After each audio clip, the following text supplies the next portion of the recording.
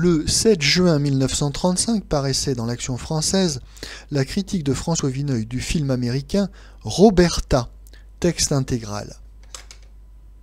Un des films les mieux accueillis ces jours-ci, Roberta, est un véritable spectacle chorégraphique. L'argument n'y a presque pas plus d'importance que dans un ballet, et certainement beaucoup moins que dans une opérette. L'attraction essentielle dans Roberta, c'est la danse de music-hall, qui est intervenue souvent déjà au cinéma, mais qui, cette fois, règne en maîtresse d'un bout à l'autre du film et qui est traitée avec une fantaisie, une légèreté à peu près inconnue dans ce domaine. On y retrouve les deux vedettes de The Gay Divorcée, Fred Astaire et Ginger Rogers.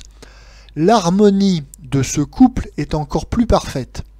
Cette fois, le genre de l'anglo-américain Fred Astaire est bien défini, plus d'équivoque. Impossible de le prendre pour un jeune premier aspirant à paraître distingué.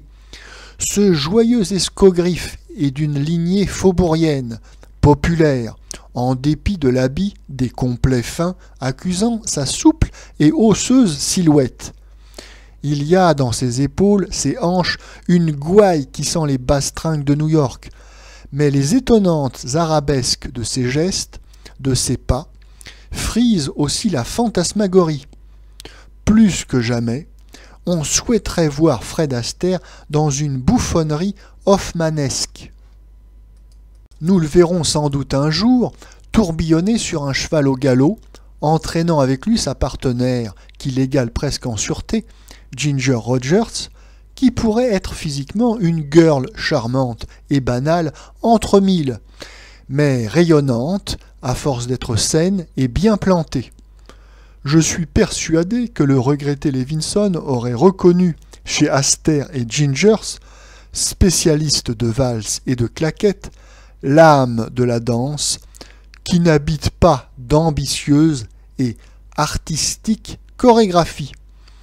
Dans tous les cas, ils rendent au public le goût du plaisir purement visuel. Ce qui alourdit un peu Roberta, c'est la belle Irene Dunne. Elle fut la tendre et émouvante interprète de Backstreet. Elle pourrait être une des comédiennes les plus capiteuses et les plus délicates d'Hollywood. Mais elle veut devenir cantatrice. Elle a d'ailleurs une voix fort joliment étoffée.